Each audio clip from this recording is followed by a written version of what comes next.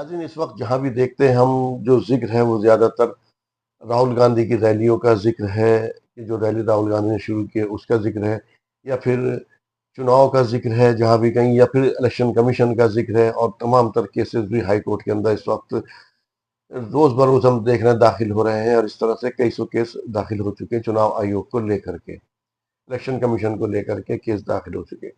खैर, उसके ऊपर तो हम बात करेंगे ही करेंगे, लेकिन साथ में आज का जो हमारा एक अहम मुद्दा रहेगा वो हम बात करेंगे पार्लियामेंट में जो आज गवर्नमेंट ने बिल पेश किया है। 130वां जो संविधान के अंदर तरमीमी बिल है, वो जो पेश किया उसके ऊपर अपोजिशन जो है वो एकदम बिफर गया बुरी तरह से, और बहुत नाराज है वो बिल। और उसके अंदर बिल को लेकर के मैं आपका मेजबान आरिफ हसन, और मेरे साथ प्रोग्राम में शरीक गुफ्तगू रहेंगे जनाब अब्दुल वाहिद हाशमी साहब। वाहिद साहब, प्रोग्राम में आपका बहुत बहुत खैर मकदम। बहुत बहुत शुक्रिया। नाज़रीन, जैसे कि मैंने बात की, सबसे पहले हम इसी की बात कर लेते हैं बिल के बारे में। बिल को लेकर के जितना भी अपोजिशन है वो सभी मुत्तहद है, और उसके बारे में जब आज पार्लियामेंट के अंदर बहस हुई तो हमें कुछ नाखुशगवार वाकयात भी देखने को मिले कि बिल को फाड़ करके अमित शाह के चेयर के सामने या उसके मुंह पर उसको बिल को फाड़ा गया, उनके उनके मुंह पर जो है उछाला गया, बिल को फेंका गया फाड़ करके, और जो हमारे गृह मंत्री हैं, होम मिनिस्टर, उनके चेहरे पर। इस बिल को लेकर के अपोजिशन जो इस कदर बिखरा हुआ है उसकी क्या वजूहात है, सबसे पहले ये जान लेते हैं इस बिल के अंदर है क्या आखिरकार, जो कि अपोजिशन एकदम बिखरा हुआ है। बाद में हम और आगे भी इस पे रैली वगैरह और इसके अंदर क्या क्या चीजें हैं उसके ऊपर भी हम बात करेंगे। जी भाई साहब। ये जो 130th कॉन्स्टिट्यूशनल अमेंडमेंट बिल है, ये जो आज लोकसभा में पेश किया गया और जी। जिसके जो है बहुत सारी कॉपी जो है फाड़ करके फेंकी भी गई। ये जो है बेसिकली जो सेंट्रल गवर्नमेंट ला रही है इस बिल को, जी। Ruling alliance, national democratic alliance, इसके पीछे उनका ये है, इसमें बिल्कुल वाज़ेह तौर पर लिखा है, 30 दिन तक जी। चाहे मरकजी वजीर हो इंक्लूडिंग प्राइम मिनिस्टर, या जो इस स्टेट गवर्नमेंट है, कोई भी वजीर हो स्टेट गवर्नमेंट का इंक्लूडिंग चीफ मिनिस्टर, जी। किसी भी मुकदमे में अगर उनको 30 दिन की जेल हो जाती है, जेल हो या जाती या वो 30 दिन कैद में रहते हैं? 30 दिन वो कैद में रहते हैं, चाहे जुडिशियल कस्टडी हो 14-14 दिन की, या वो उस तरह से जैसे बढ़ती है, या फिर किसी भी मामले में अगर वो 30 दिन तक कैद में रहते हैं, जेल में रहते हैं, जी। भले ही उन पर इल्ज़ाम साबित हो ना हो या कुछ भी हो, जी। अगर वो 30 दिन तक जेल के अंदर रहते हैं, कैद में रहते हैं, ज़ेर हिरासत रहते हैं, तहवील में रहते हैं, तो वो अपने ओहदा उनका ख़त्म हो जाएगा। अगर वो स्टेट मिनिस्टर है या सीएम है तो वो गवर्नर के उस पे होगा, और फिर जो है अगर वो यूनियन मिनिस्टर है या फिर प्राइम मिनिस्टर है तो प्रेसिडेंट ऑफ इंडिया के उसमें लेफ्टिनेंट रहेगा। गवर्नर जो है एक तरह से जी उनके। जी जी, या फिर अगर जो है कोई इस तरह से यूनियन टेरिटरी है, यानी मरकज़ के ज़ेर इंतज़ाम इलाका है अगर कोई, तो वहाँ पे लेफ्टिनेंट गवर्नर का। तो सीधे सीधे इसका मतलब ये हुआ कि अगर स्टेट का मामला है तो गवर्नर के हाथ में पावर्स आ गई, और अगर सेंटर के अंदर ऐसा कुछ है तो प्रेसिडेंट ऑफ तो इंडिया के माजी में पास। हमने जी जैसे देखा अरविंद केजरीवाल, या और हमने हेमंत सोरेन को देखा, ये कई कई साल जेल के अंदर रह करके इनके ऊपर केस ही नहीं बना। जी जी। ये तो एक तरह से, क्या इसको एक तरह से ऐसे नहीं लगेगा कि अगर ये बिल पास हो जाता है और बिल के अंदर, जैसे अभी तो जेपीसी में भेज दिया गया है इसके लिए जी बिल को, तो अपोजिशन का बिखरना या विफरना सही है? तो एक तो पुलिस स्टेट आप बना रहे हैं कि पूरी उसके अंदर आप किसी पर भी इल्जाम लगाइए और कर दीजिए उसको 30 दिन के अंदर अगर हिरासत में है तो बात खत्म हो गई। ये सारे मामले वो हैं, आप देखिए कि कांग्रेस के दौर में एक बिल बना जो कि बाद में एक्ट बन गया। वो ये था कि 5 साल या उससे ज़्यादा किसी भी शख्स को, चाहे वो मेंबर पार्लियामेंट हो या रुकन असेंबली हो, अगर उस पर कोई ऐसा इल्ज़ाम लगता है और उसको किसी भी अदालत की जानिब से 5 साल या उससे ज़्यादा की सज़ा सुना दी जाती है, तो अल्टीमेटली फ़ौरन विद इमीडिएट इफेक्ट जैसी सज़ा सुनाई गई तो उसका पूरा प्रोसेस में आता है और उसकी रुकनियत चली नहीं, जाती है। वो उसमें आप जो कर रहे हैं ना वो सही है, वो उसमें सजा लेकिन सजा उसका सुना दी गई। अब आप उसके मुजरिम ठहर अंदर करार दे नहीं दिए नहीं, गए उसके अंदर और आप मुजरिम देखें आयद तो हो अभी चुके। तक जो जुडिशरी का एटीट्यूड रहा है, तो उसमें रूलिंग पार्टी का कोई भी आदमी, एक आध कुछ जिसको बोलते हैं एक्सेप्शनल केसेस जी। हैं, जी। वरना आप देखिए कि एक शख्स जो है, आप देखिए कि जिसके वो गाड़ी से कुचला गया था, किसानों की रैली हुई थी हम्म। लखीमपुर खीरी, बहुत मशहूर वाकया है, हम्म। उनके लिए कितना प्रोटेस्ट हुआ, सब कुछ हुआ था, लोग सुप्रीम कोर्ट तक गए, क्या हुआ, क्या उन्होंने रिजाइन दिया था? नहीं, वो मिनिस्टर ऑफ स्टेट थे होम अफेयर्स के। तो ऐसे बहुत सारे केसेस हैं जिसके अंदर बहुत सारे पहलवानों ने आरोप लगाया था ब्रिजभूषण सिंह पे।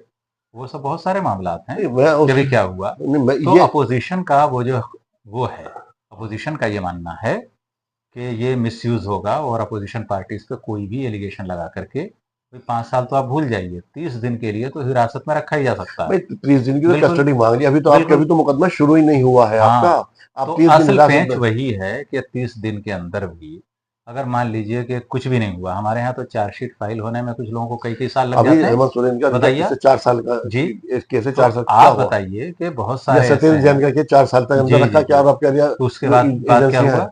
और वो आप भूल जाइए, 18-18, 20-20 साल के बाद लोग बरी हुए हमारे यहाँ, और उनको बीच में वो तो ज़मानत भी नहीं मिली, पैरोल भी नहीं मिली। जी जी जी, उनको ये जी, भी नहीं, मैं जो बिल्कुल। बात कर रहा हूँ इस बिल के अंदर, जैसे अभी आप बात कर रहे हैं, तो इसके अंदर आप किसी भी सीएम को, किसी यहाँ तक के पीएम को, लेकिन पीएम को तो सुनने के बाद एक हंसी आ सकती है, पीएम के अंडर में सारी एजेंसियां काम करेंगी, पीएम के किसी को मजाल है, वो भी इस दौर के अंदर जो हम देख रहे हैं। तो एक तरह से ये इस मुल्क को पुलिस स्टेट बनाने की तैयारी है, मतलब जहां भी है गवर्नर किसका होता है? सेंट्रल गवर्नमेंट का। बिल्कुल होता है, और गवर्नर के पास इस तरह की पावर्स आ जाएंगी कि अभी तक तो वो सिर्फ सेंट्रल गवर्नमेंट को सिर्फ रिकमेंडेशन भेजते थे, सिफारिशात, जी कि भाई ये आप कीजिए, ये आप कीजिए, आप कीजिए। लेकिन अब ये है कि यूनियन टेरिटरी के अंदर तो खैर जो चीफ मिनिस्टर होता है उसके पास कोई राइट्स होते नहीं है जी ज़्यादा। जी जी। तो वो तो बेसिकली जो है वहाँ का एक तरह से एग्जीक्यूटिव हेड जो है, तो वो लेफ्टिनेंट गवर्नर होता है। लेकिन जो फुल फ्लेज स्टेट्स हैं, उत्तर प्रदेश हो गया, बिहार हो गया, बंगाल हो गया, कर्नाटक हो गया, तो ये सब जो है तमिलनाडु आप वगैरह। तमिलनाडु का आप देखिए, लेटेस्ट मामला है पीवी सेंथिल का। सेंथिल थे मिनिस्टर थे, गवर्नर का रिकमेंडेशन आया, बरतरफ कर दिया गया, आरोप था। उसके बाद क्या हुआ, अदालत ने बरी किया, जमानत मिली, उसके बाद उन्होंने दोबारा मिनिस्टर बना दिया उनको। उसके बाद फिर तो ये जो है, और वो है इस वक्त रूलिंग पार्टी जो देखिए, अभी डीएमके मैं है आपको स्टालिन बताऊं, की। एक तो इसलिए जैसे अपोजिशन का यह कहना है कि इसका मिसयूज उनके खिलाफ होगा। पिछले 5 साल में लगभग 6,000 के आसपास, 5,892 केस जो है आए इसमें, जिसके अंदर से कोई जो आपका कन्विक्शन रेट है वो 0.02% है कन्विक्शन रेट, 8 के अंदर एक कन्विक्शन। और इसके अंदर मजे की बात ये है, अभी जो केस हुए हैं इसमें रूलिंग पार्टी का एक भी वजीर या कोई मंत्री या कोई नहीं है इसके अंदर, रूलिंग पार्टी का। तो अपोजिशन का खदशा जो है वो अपनी जगह जायज है, इस तरह से बिल्कुल अगर। जायज़ हैं, और दूसरा ये है, अब आप देखिए कि सोशल मीडिया पे क्या-क्या चीज़ें वायरल हैं। इसको लेके सोशल मीडिया पे यहाँ तक वायरल है कि मान लीजिए चीफ मिनिस्टर है कोई, सपोज़ कांग्रेस का है या फिर किसी और पार्टी का है, यानी वो गैर बीजेपी या गैर एनडीए का है। अब उसको इन्होंने छापा मार दिया। आपको मालूम है कि हिमाचल प्रदेश के थे, कांग्रेस पार्टी के थे चीफ मिनिस्टर एक, उनकी बेटी की शादी थी, जी जी। बारात आई हुई थी, हम्म। और उसी रोज़ सीबीआई ने बिल्कुल उसी टाइम रेड मारी थी, जिस वक़्त। हाँ मुझे हाँ, जी, जी, जी। मुझे तो याद नहीं आ रहा, जी, लेकिन जी, हाँ जी। मुझे याद है। तो मैं वीरभद्र सिंह थे, हाँ कौन हाँ थे? हाँ, जी, जी, शायद मेरे जी। ख्याल से। तो ये कुछ भी वैध नहीं है।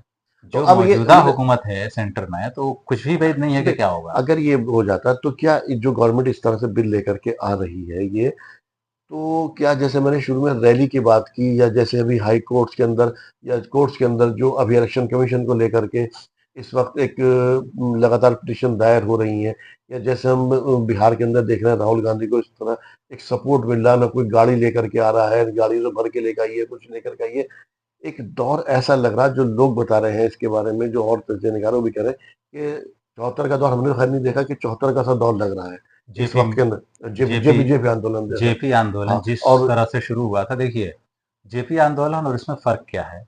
जेपी आंदोलन में यह है कि कोई उस तरह की जो है एक पर्टिकुलर कम्युनिटी या कोई धर्मांधता जैसी मुहिम नहीं चलाई गई थी।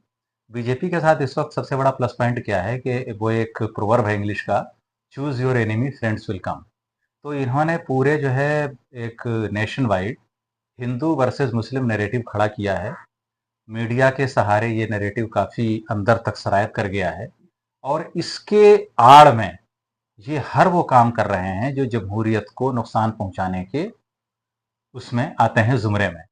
तो जैसे मैं कह रहा था कि जिस तरह से राहुल गांधी को भी एक सपोर्ट मिल रहा है वहाँ पर, और इस तरह से जो लोग देख रहे हैं कि लोग खुद ब खुद आ रहे हैं, और एक जैसे महाराष्ट्र या और जगह इससे पहले इलेक्शन के अंदर एक होता था कि कोई स्टार आ गया या राहुल गांधी को देखने की, लेकिन अब जो भीड़ दिखाई दे रही है वहाँ पर, वो ऐसा नहीं, वो भीड़ ऐसी नहीं है कि वो राहुल गांधी को देखने के लिए आ रही है। अब ये भीड़ कन्वर्ट हो सकती है उसमें वोट में, या फिर ये आंदोलन जो एक तरह से आंदोलन की शक्ल ले लिया उसने, और उन्होंने इसको इलेक्शन कैंपेन भी बना दिया साथ-साथ। तो क्या ये रुक जाएगा, ये खत्म होगा या ये कंटिन्यू रहेगा? अगर इस तरह से रहेंगे तो जैसे मैंने कहा पुलिस जैसे आज असदुद्दीन ओवैसी ने तो उसके अंदर यहाँ तक कहा पार्लियामेंट के अंदर, जैसे हिटलर ने गेट्सो एक पुलिस बना दी थी कि किसी को भी उठा लो, कहीं भी उठा लो, ये इस तरह का बिल है और आप पुलिस स्टेट बनाने की कोशिश कर रहे हैं। अगर बीजेपी इस तरह से कामयाब हो जाती, तो फिर यहाँ की जमहूरियत जो पहले से ही इस कदर जिसको एक उसका चौथा सुतून वोट वैल्यू गिर ही चुका, जो मीडिया है, उसको तो गोदी मीडिया कहते हैं। तो किस हद तक कैसे बचेगी यहाँ की जमहूरियत फिर? ये जमहूरियत पे देखिए, ऐसा है खतरा बढ़ किसी भी हेल्दी जमहूरियत के लिए इस तरह के कवानीन बहुत ही गलत हैं और एक तरह से खतरे की घंटी हैं, अलार्मिंग साइन है। दूसरी सबसे बड़ी चीज़ ये है कि अब इस तरह की चीज़ें जो मैं कह रहा था पहले कि सोशल मीडिया पर जो पोस्ट वायरल है वो ये है कि मान लीजिए कि कोई कांग्रेस का है, चीफ मिनिस्टर है या कोई एमएलए है या कोई एमपी है या कोई मिनिस्टर है किसी स्टेट का है, वो अपोजिशन पार्टी का है, तो को क्या करेगा वो बचने के लिए गिरफ्तारी से?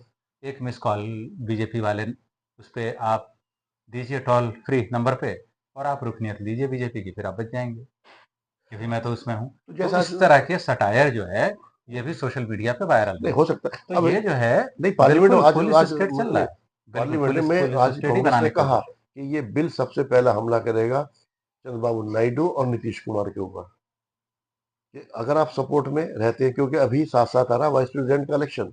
जी। अगर ये इलेक्शन के अंदर अगर वाइस प्रेसिडेंट, हालांकि उसने जो अपना खड़ा किया है इंडिया गवर्नमेंट उसने इत्तेहाद में अपना कैंडिडेट खड़ा किया है, अगर ये जीत जाते हैं इसके अंदर, तो चंद्रबाबू नायडू और नीतीश कुमार ये साथ साथ अगर रहते हैं, तो ये बीजेपी की एक ऐसी जीत होगी कि फिर बीजेपी जिधर को चाहेगी उधर को उस डंडे से इस मुल्क को हाँकेगी। देखिए, ऐसा है, जहाँ तक नीतीश कुमार की बात है, चंद्रबाबू नायडू की बात है, इन पे खुद इतने सारे मुकदमात हैं।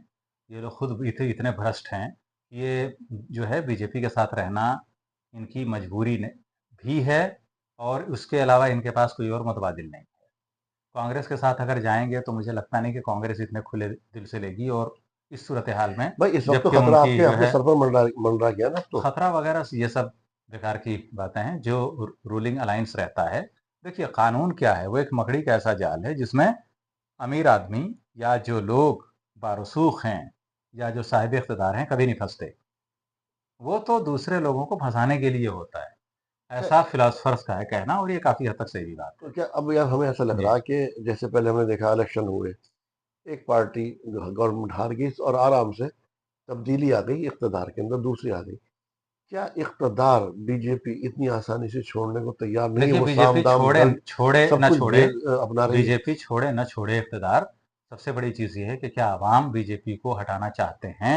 अभी मौजूदा सिनेरियो ये है कि जो अक्सरियती तबका है भारत का और ख़ास तौर से नॉर्थ इंडिया में, अभी उसका बीजेपी से मोह-भंग नहीं हुआ है। तो ये सोचना कि भई देखिए, हमारे यहाँ की आबादी इतनी बड़ी है कि अगर 10-20 हज़ार आदमी भी किसी की रैली में चले जाएँ, तो भीड़ बहुत बड़ी नज़र आती है कि पता नहीं कितने आदमी हैं। इतने सारे लोग थे, रैलीज़ हुई, सब कुछ हुआ, भारत यात्रा हुई।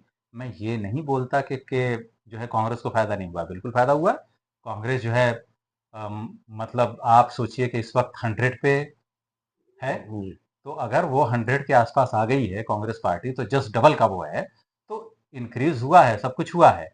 लेकिन ये सूरत-ए-हाल आना कि बिल्कुल अवाम के अंदर बीजेपी के खिलाफ एक लहर है या वो बीजेपी को नहीं, हटाना इसको तो चाहती है, बनाना ऐसा नहीं पड़ेगा है। अपोज़िशन को। जी। देखिए जो अब वहाँ से शुरू हुआ, अपोज़िशन देखिए कोई मंगल ग्रह से आके अपोज़िशन अरे माहौल इस नहीं वक़्त बनाएगी। जो बिहार के क्या अंदर अवाम तब्दीली चाहते हैं? अवाम तब्दीली नहीं चाहते। सीधी-सी नहीं, बात नहीं, ये है। देखिए इस वक़्त कोरोना के अंदर सैकड़ों लोग मारे गए, बल्कि हज़ारों आदमी मारे गए और सबसे ज़्यादा गरीब तबका मारा गया।